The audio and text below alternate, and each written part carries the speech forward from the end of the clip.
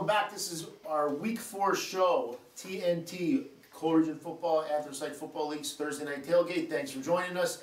This week we're going to have two segments. They're going to be a little different this week. One segment is going to be a special guest, an interview with Lehighton head coach Tom McCarroll. And then the segment that you're watching now, what we're going to do is recap all of the Week 3 action and take a look ahead at the Week 4 preview, all the games that are coming up. So we got a lot of exciting stuff that happened last week. We're going to get right into it. First game, Blue Mountain at Pottsville. Blue Mountain at Pottsville, big rivalry game, and I know this was a game that Pottsville had circled, and you know they were looking forward to this one, as was Blue Mountain. Blue Mountain going out of league, but obviously playing a familiar team. They're rivals in baseball, they're rivals in basketball, and you know they're two schools that when they get on the field don't like each other a whole lot. So you know we expected it to be a tough grind out game, and it kind of didn't really play out that way. Blue Mountain comes up on top 41-0. Blue Mountain getting back on track, you know, getting set up for their big game this week against Lehighton. And Blue Mountain, for my players of the week this week, I got a few. Blue Mountain had 290 yards rushing, and Coach Coop, you talked about Willie Horn a little bit in the beginning of the year. Mm-hmm. And my players of the week this week, the guys in the trenches for Blue Mountain, offensive line, hope I pronounced your name right, guys. John Edge, Mike Yobb, Trevor Emmerich, Derek Robinson, and Nick Rohde. Great job leading the way to 209 yards rushing, and Blue Mountain just really dominates, comes out with a 41-0 win over Pottsville. Moving right along, Schuylkill Haven at Shenandoah. Coach Coop, Haven comes out on top, 22-0. Yeah, we've all been. We were curious to see how Schuylkill Haven would bounce back after Monmouth area surprised in week 2. They bounced back. They throw a shutout against Shenandoah. Shenandoah's been struggling, but for Schuylkill Haven, they got to start somewhere. They got to start playing some good football. Again, Casella, leading the rushing attack with 180 yards. The quarterback did not play. Ryan Fink did not play. We had a feeling the first couple weeks there wasn't something quite right there. He wasn't running the ball too much. He sat this one out. We don't know the extent of the injury, if he'll be back this week or not, but. Needless to say, a win for for Schuylkill Haven, and maybe get their season going in the direction they were hoping for. You know, an interesting earlier you mentioned Danny Lozada, who transferred into Schuylkill Haven from Nativity, and he was a freshman starting quarterback at Nativity, and how it was a nice additional weapon for them to have. Sure. Well, here we are, week 3. Yeah. Already paying off for Schuylkill Haven, and Schuylkill Haven gets a win, 22-0. Ian McCall for Shenandoah. Once again, I got a chance to watch some of this game on film, and Ian McCall's a real deal. The kid can play, and Shenandoah, they looked much improved in week 3. So the Shenandoah kids, keep plugging. It looked very much improved. Got in the red zone a few times and just had trouble, finishing and punching it in. But Ian McCall's a real deal. He can play. Again, Haven comes on top, 22-0. Next game we're going to talk about. Minersville at Marion. Coach Hurley, kind of what you expected. Marion comes up top 47-12. Yeah, Marion's been playing well this season. They got off to a good start. We talked about, the last couple of weeks, there's no reason why they shouldn't be here. They have all the guys, they have all the talent in the world. They should be performing this well. They did it with a total team effort again, defensively dominated. And it sets up the showdown with Schuylkill, which we'll talk about later on. But, Marion, once again, using that speed rush on the outside to really dominate the game. Minersville couldn't really get anything going. I think we do have to give a little bit of credit to John McGreen. This kid's got some talent. He goes out there every week. He doesn't have much around him right now to work with. But the kid, you can tell, he knows he can play the game. Yeah. Dylan Steven as well. Yeah, Dylan Steven, wide receiver. Exactly. Yeah. So they got some players. They just got to find their identity. I think Minersville really has to find their identity, get a little bit more consistency, and then stick with whatever they find works for them. I think they'll be okay down the stretch. But Marion once again proving that they belong up there with the big guys in the Anthracite League this year. Yeah, Schultz was another kid that ran top for Minersville, and Marion. Boy, a lot of guys in the box score, a lot of contributors. A lot of guys running the ball, a lot of guys making plays on Friday night against Minersville for the Colts, and again sets up the big showdown next week, which we'll talk a little bit more about when we get into our Week 4 preview. So moving on, Monmouth area Panther Valley. This is a game that I got a chance to see. It was a great game. Mm-hmm. It was a great game. A little side note, unfortunately, Jason Richmond for Monmouth got hurt early in the game.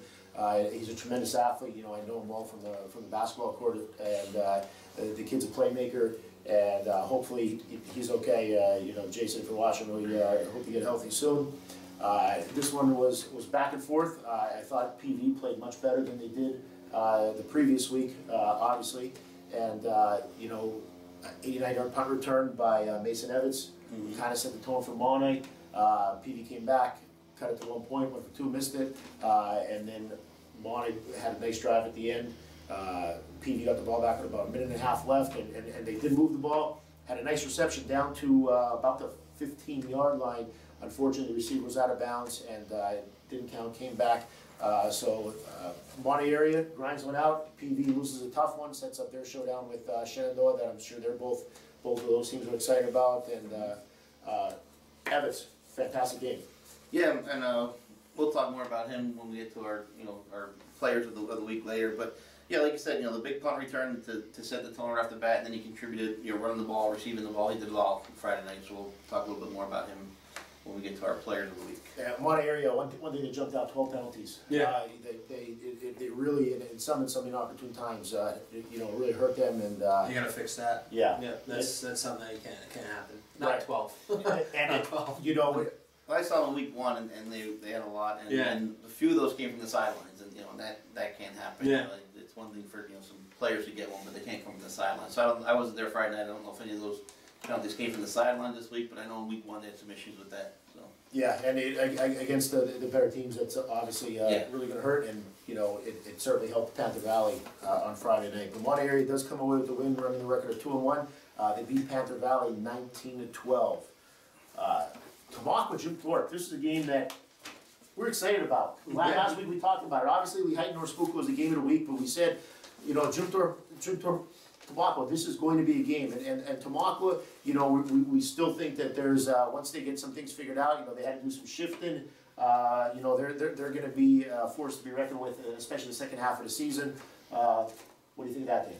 Well, before we talk about the game, it's actually funny. I mean, it's actually, it's kind of karma that game was played Friday night, because both teams, Jim Thorpe and Tamaqua, lost a very important person to those programs, and Coach Dave Malkin. He was very, very important to me growing up as a coach and as a gym teacher. And he was one of those gym teachers where if you had a game that night, he's like, listen, sit on the side, you're not getting hurt playing pickleball, right? You're going to get plenty of exercise tonight. And he was just a funny guy, great person. He helped build the Jim Thorpe program when they were really good, and they were 10-0 in 2004. And then he helped with the 10-0 Tamaqua team. So when there's a guy like that on both sides there, it's a special guy. So just wanted to send our condolences out to the football family and his family for the loss of Coach Malkin. But also real quick, my phys ed teacher and baseball coach when I was in high school. Exactly. And it's not coincidental by any means that I'm now a phys ed teacher and a baseball coach. He had that much of an impact on my life. Exactly. Too. He'll be greatly missed. So our condolences to the family. Yeah. So to the game, as far as the game goes, everything we thought it was going to be. Jim Thorpe and Tamaqua used to actually start playing the first game of the year, and it was always kind of tough because you knew they were always going to be good. Last year was a shocker of the year. Yeah. Right off the bat, opening night. Yeah. Tamaqua, defending league champs. Thorpe coming off 2-8 seasons. Back to back 1-9. Yeah. And nobody saw that. So yeah. But yeah, it was one of those games. Kind of to be honest with you, both teams played very sloppy, to be honest with you. Offensively, they did not play well. Both of those teams did. Jim Thorpe did not play well on offense. Tamaqua did not play well on offense. I think Jim Thorpe had like 3 roughing the punters. You know what I mean? So Jim Thorpe had 83 total yards. Yeah, exactly. Not many times you're going to have 83 total yards and win the game. But once again, their defense didn't let up a point. The one play they actually had was when they intercepted the ball. I think it was down by the goal line there. Maybe the coaches say always knock it down right by the goal line. They don't say that for a reason. Right. You know what I mean? So I put them in a kind of a precarious situation. They fumble the ball. Tamaqua recovers it, scores. But Jim Thorpe was able to hang on. But the point being is Jim Thorpe's defense is the real deal. The Red Swarm, once again, is why Jim Thorpe is good. You can say everything about the dynamic offense and all that stuff, but the reason they're good is because their defense came away with a big win and sets them up again for some success. 3-0. Heading into the week 4. The first touchdown of that game came on a bad snap to the punter. Yeah. Punter went down the field and his knee touchdown on Tamaqa's very first possession. Yeah. And Jim Thorpe started at the 12-yard line. They punch it in, and then you get your classic defensive battle back and forth. And then the next score comes on a fumble return. So like I said, both defenses phenomenal. And not great for TV, but it could have been 0-0, ended in overtime 0-0. Yeah, exactly. So Jim Thorpe comes on top 7-6. Kevin Vitti blocks the extra point, which seals the deal for Jim Thorpe. A big win for them, and moves their record to 3-0. Game of the week. Coop, you were there. We got a chance to see it on TV. It was exciting. It was kind of a tale of two halves.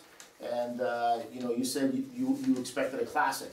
And did you get it? Did you get that? Not the way I was expecting. Yeah, we got it. It was rocky. It was Rocky 1. You know, obviously Lehighton came in not as a huge underdog, but you know, according to coach's poll, everything else, North School was the team to beat. So Lehighton coming in as the underdog, and you know, like I said, when I first started out, it was like you know, North School came out and just kept punching them in the mouth and punching them in the mouth, and you know, next thing you know, it's 22-0 at halftime, and you're thinking, you know, what are we going to do here in the second half? What's going to happen?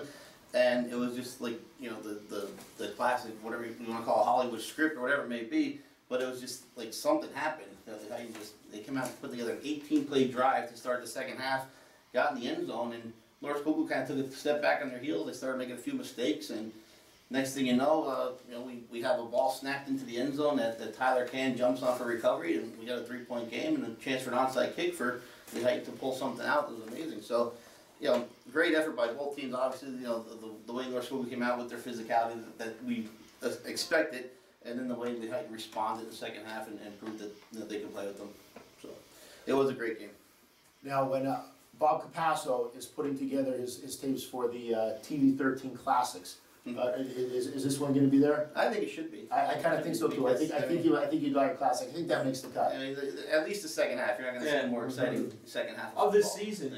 Yeah, I think so, definitely. And you know, like I said, Tyler Can, you know, junior quarterback for the guy, was so impressive in his comeback attempt. The way he was moving. You know, I remember one time they had a 2nd and 22. He runs a quarterback draw, gets half of it back. Next play completes a pass, gets the first down.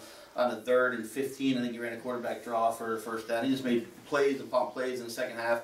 And the receivers, Tyler Crum and Razika, they played great. You know, and Clement's going to pound all day long. So they come up short, but sensational effort. And you know, and North Schuylkill knew they were in a ball game. Yeah. And for the first time this year, they knew they were in one. Yeah, real nice bounce by Lehighton. 158 yards rushing, 142 yards passing. North Schuylkill, as usual, Bobby Grigas. I mean, the kid's just he's a stud. Made a lot of big plays through for 120 yards. Big loss for North Schuylkill though. Major Jordan hurt, concussion. We don't know how long he's out, so you know, we really hope if you're watching Major Jordan, hope that you recover quickly. You hate to see something like that happen. The kid's a stud, just a sophomore. Sure. Both ways, fullback, linebacker. So game of the week was won by North Schuylkill in a classic, 28-25. So here we are. After 3 weeks, we have 3 undefeated teams left in the Anthracite Football League. We have Jim Thorpe at 3-0, we have North Schuylkill at 3-0, and we have Lehighton we have Marion at 2-0. At 2-1 we got Lehighton, Monterey area, Schuylkill Haven. At 1-1 we got Blue Mountain. 0-2 we got Tamaqua. 0-3 we got Minersville, Panther Valley, and Shenandoah. And over the next couple of weeks we got some real big games coming up, so things will certainly start to clear out a little bit, and we'll talk a little bit more about that in our Week 5 preview. And if you want to hear more about last week's game of the week with North Schuylkill at Lehighton, make sure you watch our segment with the Coach McCarroll interview. So, players of the week. I mentioned earlier that I'm going with the guys in the trenches from Blue Mountain, getting it done against Pottsville. John Edge, Mike Yob, Trevor Emmerich, Derek Robinson, Nick Rohde, congratulations. They're my hard, cold performers of the week. The Blue Mountain offensive line. All right, for me, even though I'm wearing a Panther Valley sweatshirt today, I got to go with their counterpart last week, Mason Evitz of Monterey area, set the tone early in the game with an 89-yard punt return to get the Bears on top. Later, chipped in with a 25-yard pass reception. Finished the night with 64 yards rushing, 43 receiving, and a great all-around effort for Mason Everett. And now, you know, the surprising Bears, 2-1, and you know, starting to maybe think about playoffs for District 11. I'm going to go kind of after Pat's model there and go with, you know, the 11 guys in the Jim Thorpe defense. And these guys have been playing lights out to start the year. I mean, you don't let up a point in your first 3 games, and that's impressive. Yeah, I don't care who you're playing, where you're playing. That's 3 games, you know, start the season. Officially could say that, you know, after 2 years of very, you know, porous defense, those 1 and 9 years that the Red Swarm's back, they showed their back last year, but to do it again, first 3 right out of the gate, that's very impressive. You know, Coach Rosenberg's got his kids really chomping at the bit over there. So, you know, congratulations to you guys. Keep it up, and you know, we'll be watching in the you know, see what we do the rest of the season.